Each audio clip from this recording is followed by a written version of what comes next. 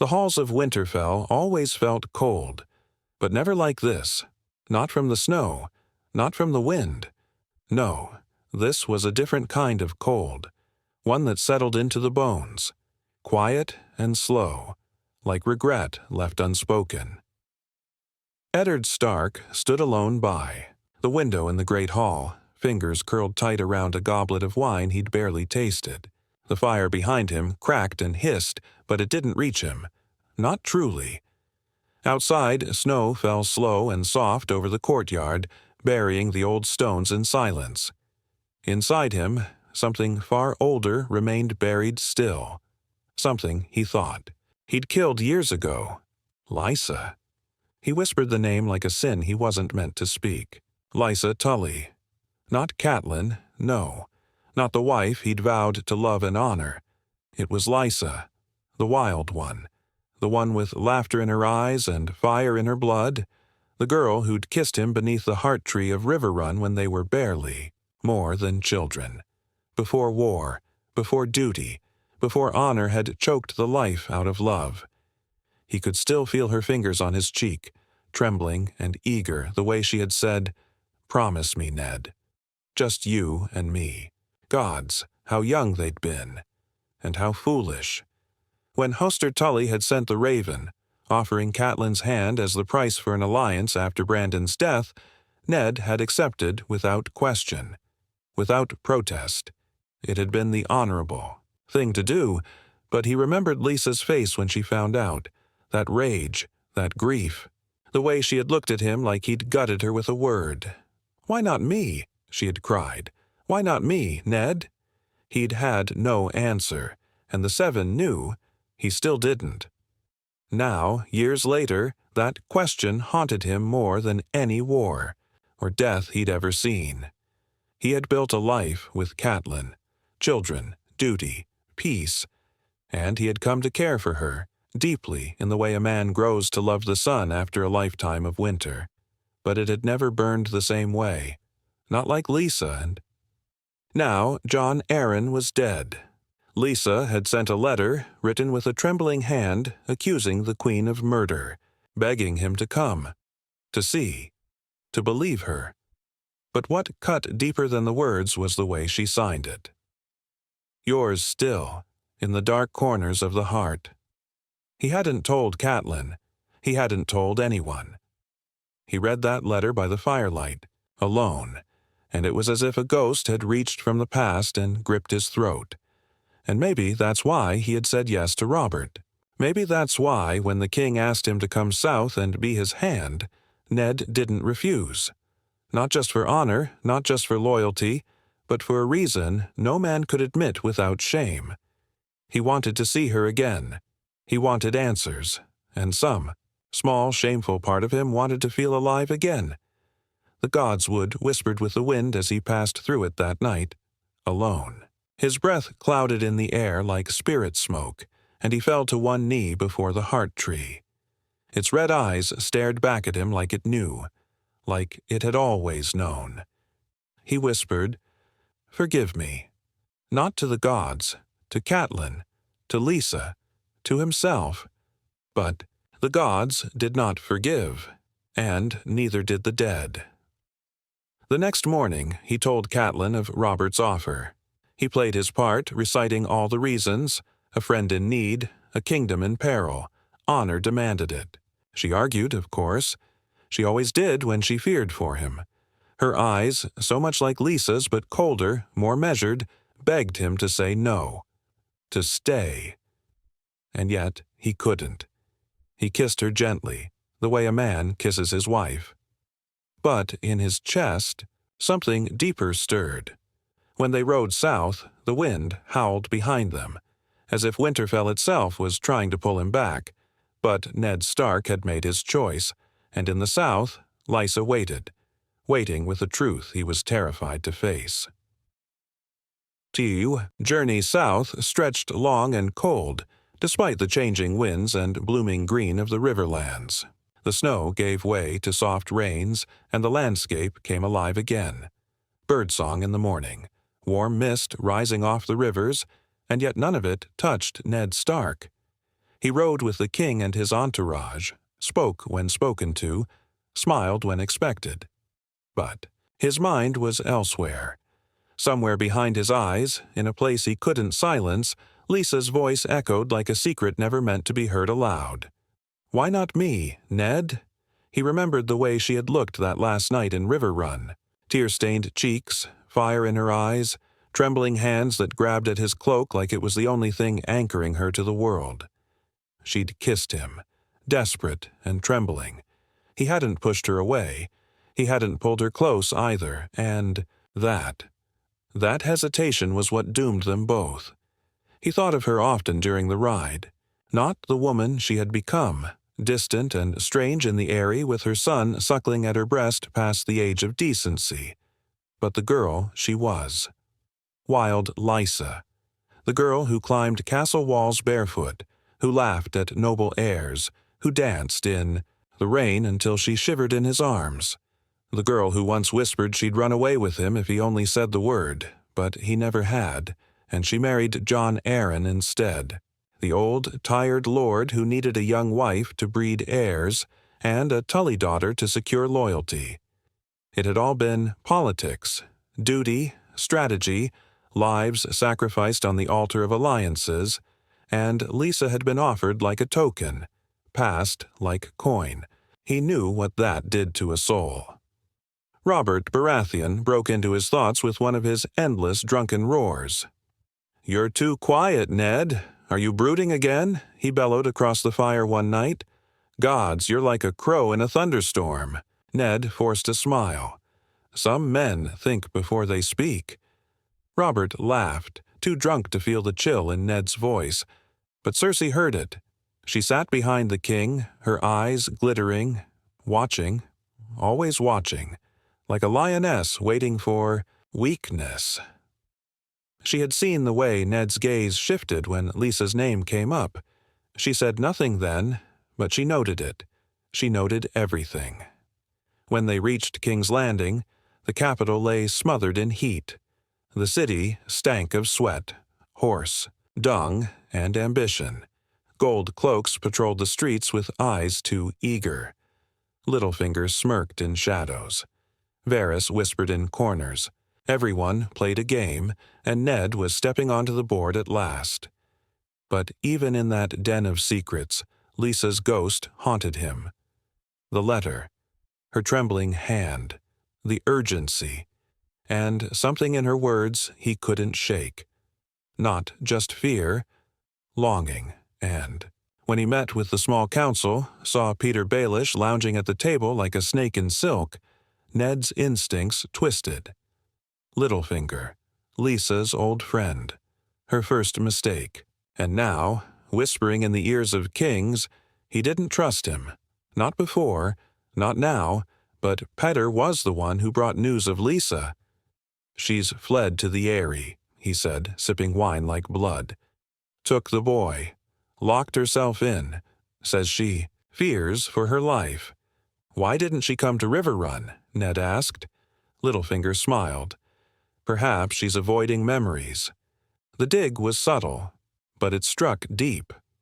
That night, Ned wandered the tower chambers alone. He couldn't sleep. The heat clung to his skin, and the city sounds, 1,000 voices crying, laughing, screaming, filled the air like ghosts of the past. He found himself standing by a window high above the Red Keep, staring north, as if he could see the Vale from there. The moon cast silver light on the stone, and he closed his eyes. He remembered Lysa's hair like fire in sunlight, the scent of summer grass on her skin, her voice, young and unbroken, whispering, "You don't have to marry Catelyn. Tell my father you want me instead." He should have, but he hadn't, and now Jon Arryn was dead, and she was alone, trapped in a high place, afraid, calling to him, not just as a hand of the king, but as a man. He hated himself for the thought, for what it meant, for what it betrayed. But the truth hung between every breath he took. He still loved her, or maybe he loved the memory of her, and that was even more dangerous. The raven came at dawn.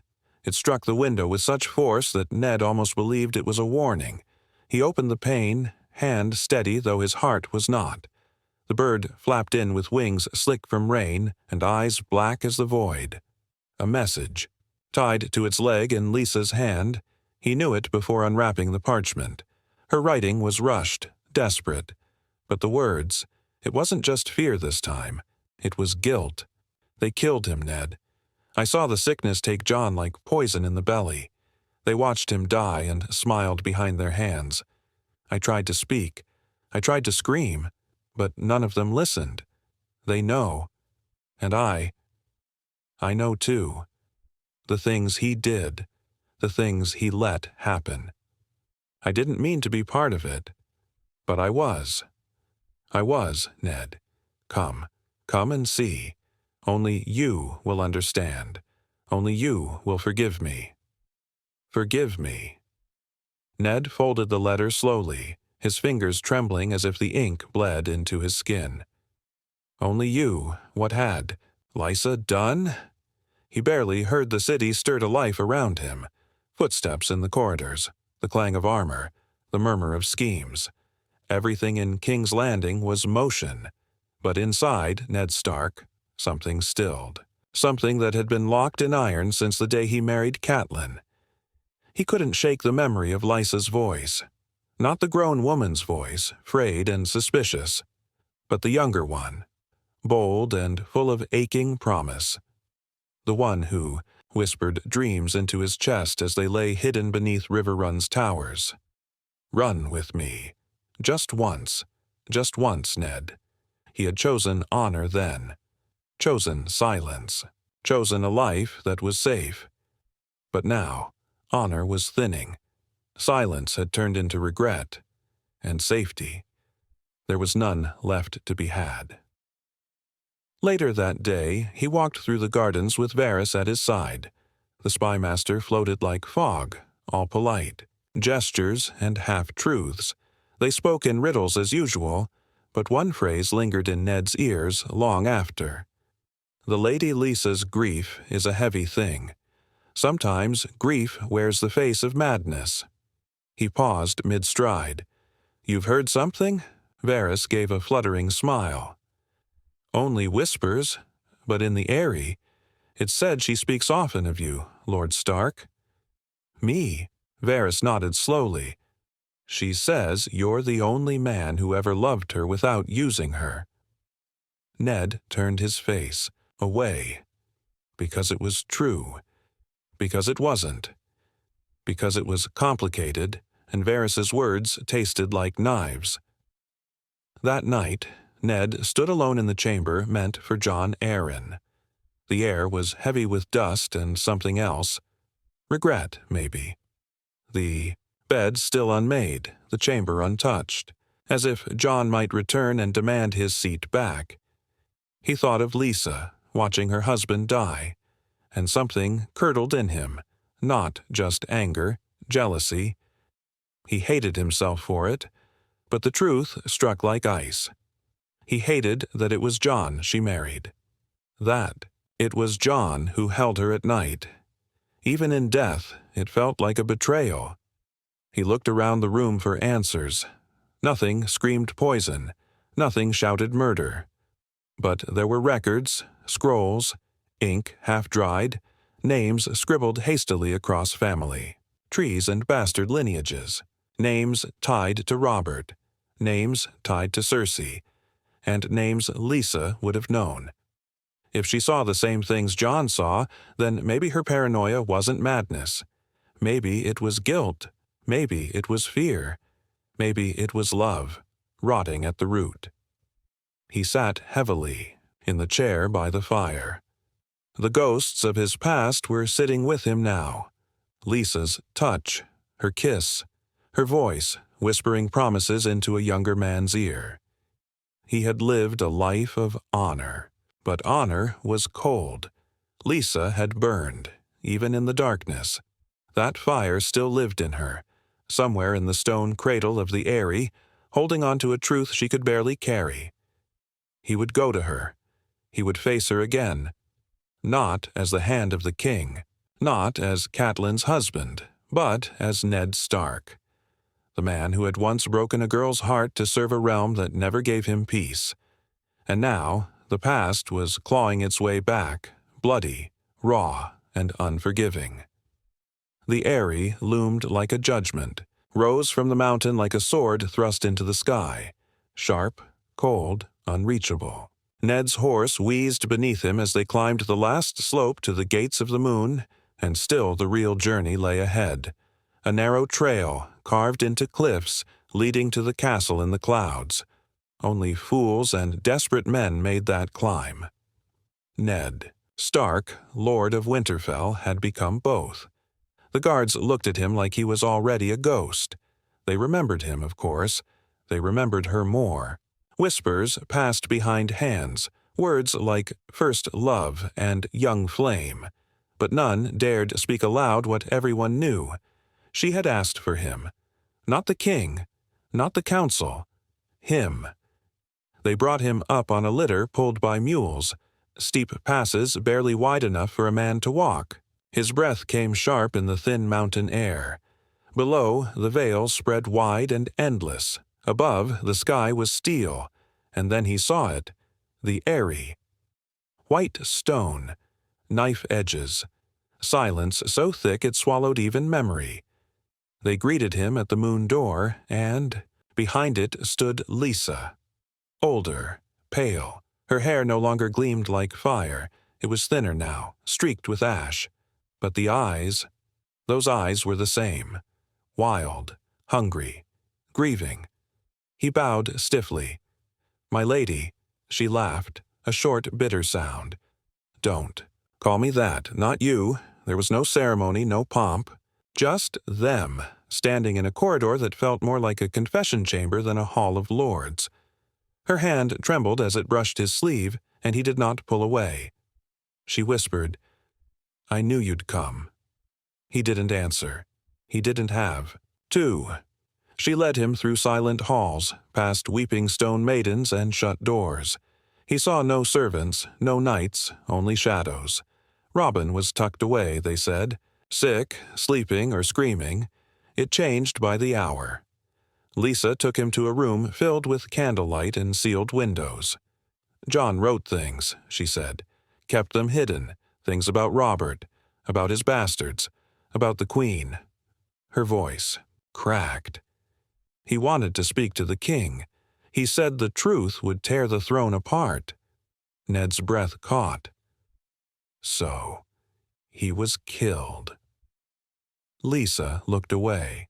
He died in his sleep. Was he poisoned? "I don't know," she whispered. "But I do know this. They wouldn't let me see the maester afterward. They took the cup, burned the sheets. I wasn't allowed in his chamber for days."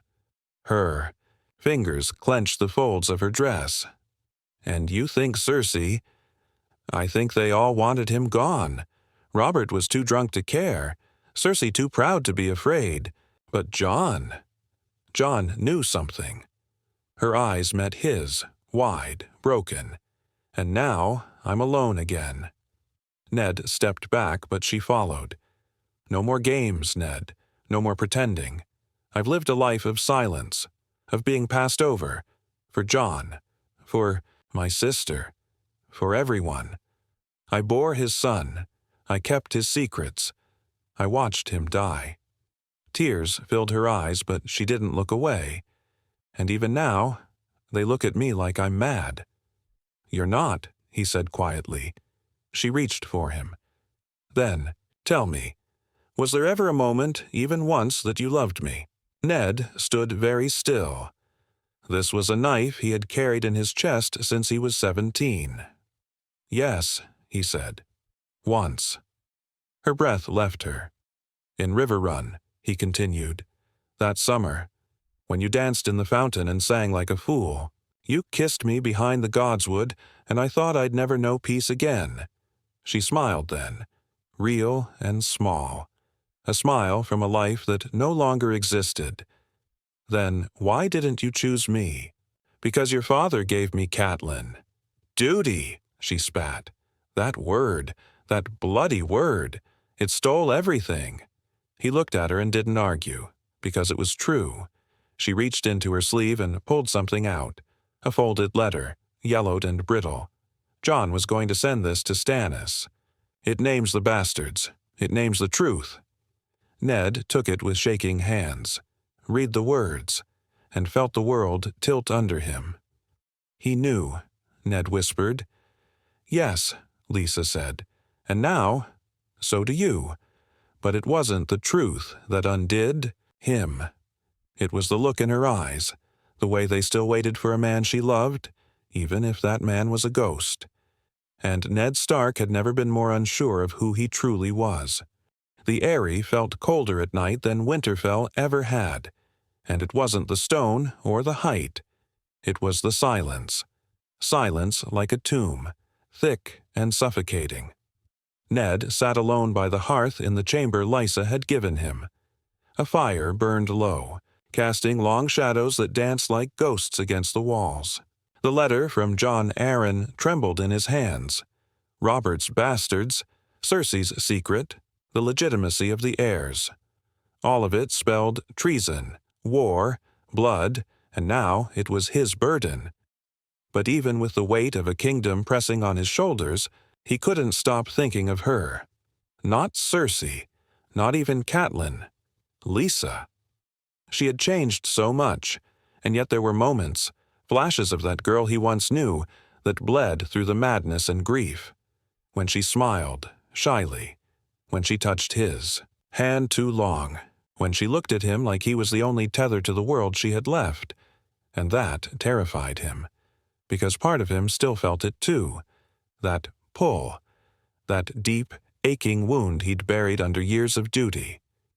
He hadn't come to the Eyrie to relive the past. But now that it was staring him in the face, he wasn't strong enough to look away. The door creaked. He turned, startled. Lysa stood in the doorway in a thin white shift, barefoot, hair unbound, her eyes wide, soft, haunted. "I couldn't sleep," she whispered. Ned stood, voice steady but quiet. "You shouldn't be here." She stepped closer. "Neither should you." There was no mistaking the invitation in her voice. But there was. Something else too. Sadness, hope, desperation. "Ned."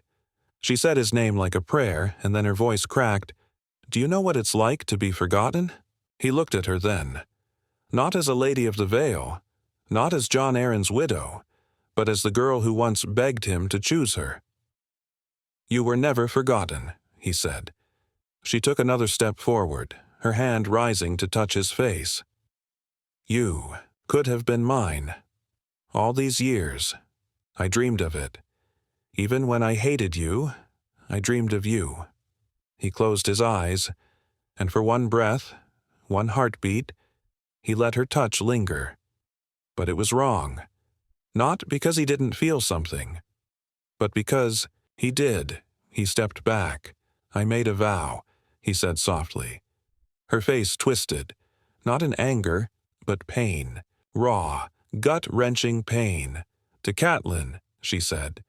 He nodded. She wrapped her arms around herself, trembling. "And I was just the second choice." Again. "Lysa." "No." Her voice sharpened. "I know what I am to people. A womb, a tool, a broken woman clinging to a sick boy in a cold tower. They all see me as mad. You're grieving." "I'm drowning," she hissed. "And I thought, if you came, maybe, just maybe, you'd still see me." He didn't know what to say. There were no words that wouldn't wound her further. So he did what he always did. He stood in silence, and she turned away. "You should leave tomorrow," she said, her voice hollow now. "Take the letter. Tell Robert the truth. Save the realm." Her eyes flicked back to him. "But don't come back here." And then she was gone, swallowed by the dark hall like a ghost finally walking away. Ned stared at the fire, heart pounding.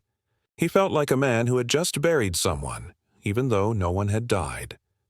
Not yet, but something had been lost all the same. That night, he didn't sleep. He sat by the fire and read John's letter again and again, letting the names and truths sear into his mind. Tomorrow he would ride for King's Landing. He would give Robert the truth. He would face the lions, the snakes, the fire, and steel. Because that was what men like him did. But as the fire died, and the chamber fell into cold shadow, he couldn't stop hearing Lysa's voice. Why not me, Ned? And now he feared he'd carry that question to the grave. The road back to King's Landing was a blur of stone and silence. Ned rode without speaking, without resting more than was required.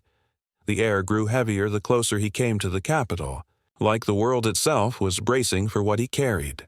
The letter from John Arryn was folded tight against his chest, hidden under his cloak, near his heart. Too close, as if it burned through skin and ribs, branding him with truths no man wanted to hold. Robert needed to see it. The truth. The bloodlines, the names, the bastards scattered across Flea Bottom. Black of hair, strong of build, and nowhere near. The golden-haired prince they were told to kneel to. Cersei had lied.